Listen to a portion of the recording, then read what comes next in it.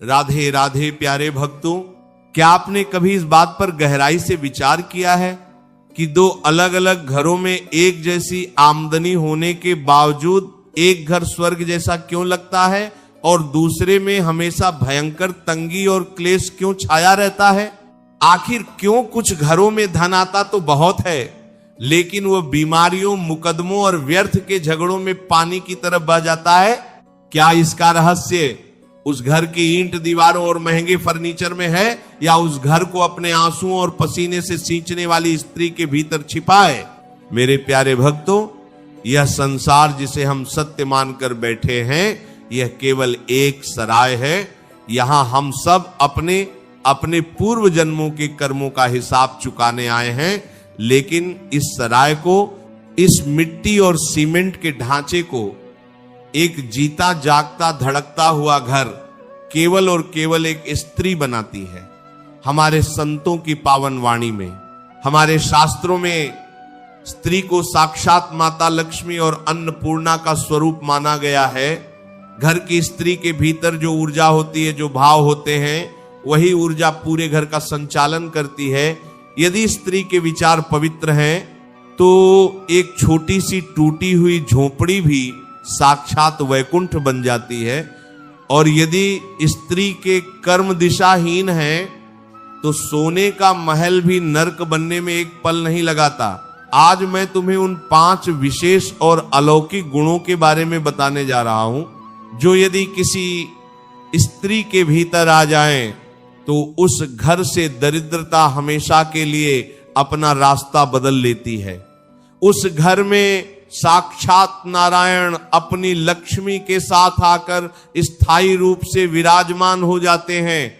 वह पहला गुण जो एक स्त्री को देवी के समान पूजनीय और वंदनीय बनाता है, वह है उसकी मधुर वाणी और शांत स्वभाव।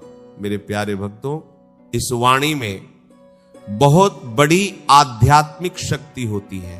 तुम चाहे कितने भी सुंदर और महंगे वस्त्र पहन लो, कितने भी अनमोल आभूषण धारण कर लो, लेकिन अगर तुम्हारी जीभ पर कड़वाहट है तो तुम्हारा सारा बाहरी रूप व्यर्थ है, राख के समान है।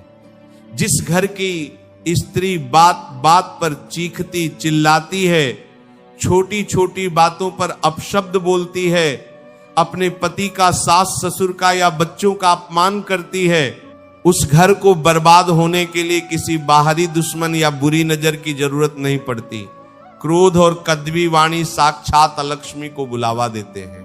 इसके विपरीत जिस स्त्री की वाणी में मिठास है, जो विपरीत परिस्थितियों में भी अपना धैर्य नहीं खोती, और अगर घर में कोई भारी तनाव हो भी जाए तो वह अपनी समझदारी और मौन से उस क्रोध की आग को तुरंत बुझा देती है, वह घर देवताओं को भी प्रिय होता है। जब एक स्त्री मुस्कुराकर और निस्वार्थ प्रेम से अपने परिवार को संभालती है तो उस घर के पुरुष का आत्मविश्वास 100 गुना बढ़ जाता है।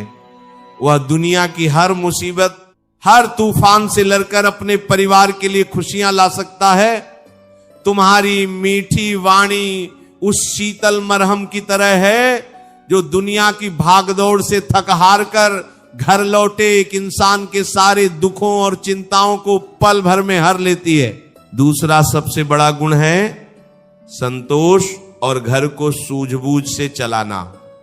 आज के इस दिखावे वाले समय की सबसे बड़ी बीमारी क्या है? व्यर्थ की तुलना। मेरी पतोसन के पास नई साली आ गई तो मुझे भी चाहिए।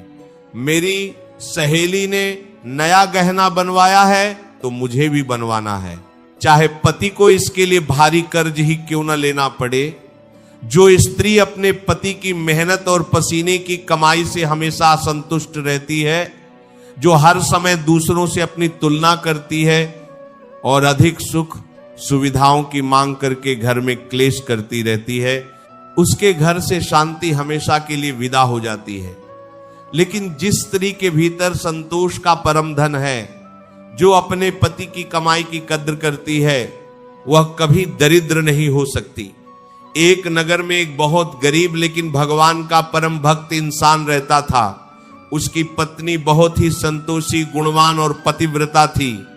वह जो भी रूखा सूखा मांग कर लाता, वह उसमें से पहले अपने ठाकुर जी को भोग लगाती और फिर दोनों पति पत्नी अत्यंत प्रेम से उसे ग्रहण कर लेते।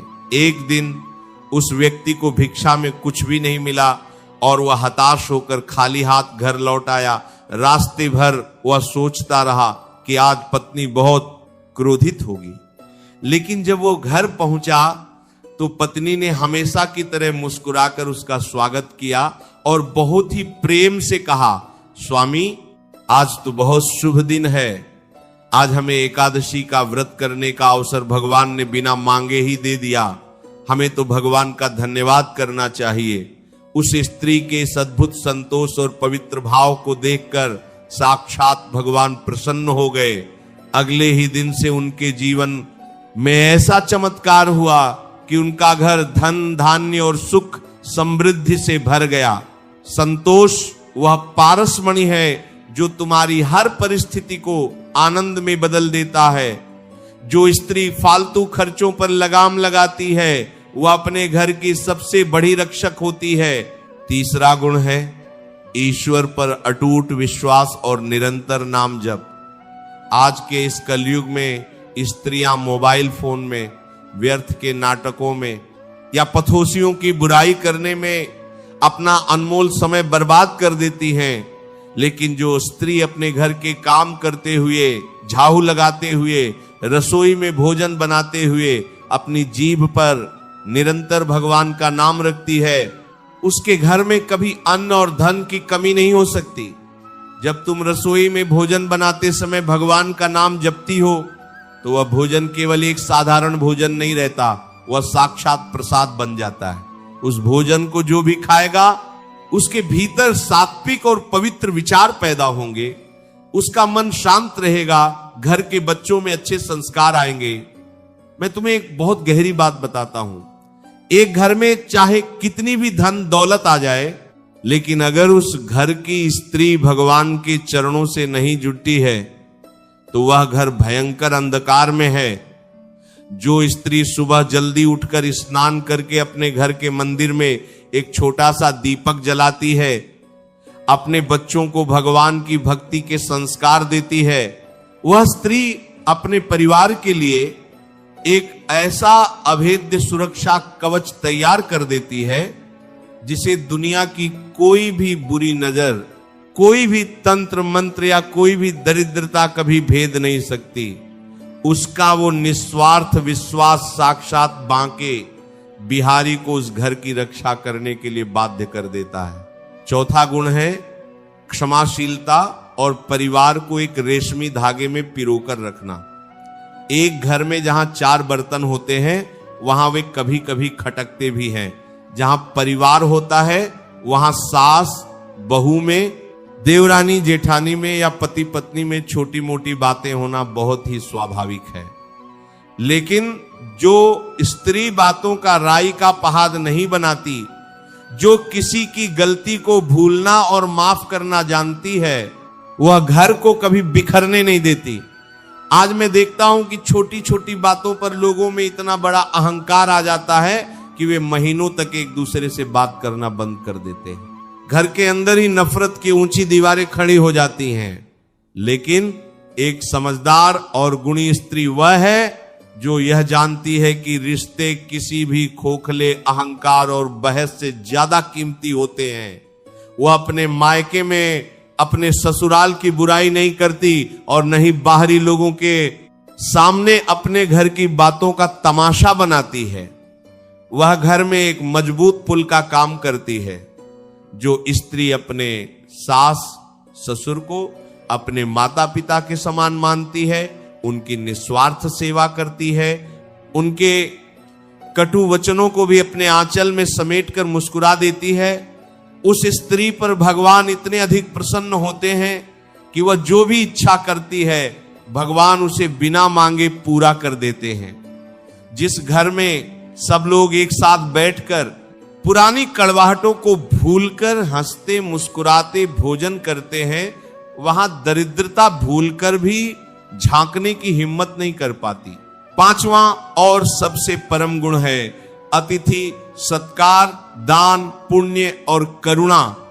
हमारे शास्त्रों में यह बात बार बार दोहराई गई है कि अतिथि भगवान का रूप होता है। जिस घर के दरवाजे से कोई साधु, कोई भूखा इंसान या कोई बेजुबान जानवर खाली पेट और निराश लौट जाए, उस घर की सारी कमाई में भारी दोष लग जाता है। जो स्त्री अपने घर में भोजन बनाते समय पहली रोटी गौ माता के लिए निकालती है, अंतिम रोटी श्वान के लिए रखती है, छतों पर पक्षियों के लिए दाना पानी रखती है, उसके घर के अन्न भंडार कभी खाली नहीं हो सकते। ये कोई पुरानी रूढ़िवादी बात नहीं है, ये एक बहुत बड़ा आध्यात्मिक और कर्मों का विज्ञान है। जब तुम किसी बेजुबान जानवर का या किसी असहाय भूखे इंसान का पेट भरते हो तो उसके तृप्त रोम रोम से तुम्हारे लिए जो आशीर्वाद निकलता है वह बिना किसी रुकावट के सीधे मेरे सांवरिया के श्री चरणों तक पहुंचता है। वह गरीब की सच्ची दुआ तुम्हारे घर के सारे वास्तु दोष, सारे संकट और सारी भयंकर बीमारियों को पल भर में काट देती है। अगर तुम्हारे दरवाजे पर कोई आ जाए तो भले ही उसे सूखी रोटी खिलाओ, लेकिन बहुत प्रेम से, आदर और सम्मान के साथ खिलाओ। ये कभी मत सोचो कि मेरे घर का राशन कम हो जाएगा या मेरा धन घट जाएगा। देने वाले के हाथ में हमेशा ठाकुर जी की बरकत होती है, और जो मुट्ठी बंद करके रखता है, जो केवल अपने स्वार्थ के लिए जीता है, उसकी मुट्ठी से सब कुछ एक दिन रेत की तरह फिसल कर नष्ट हो जाता है।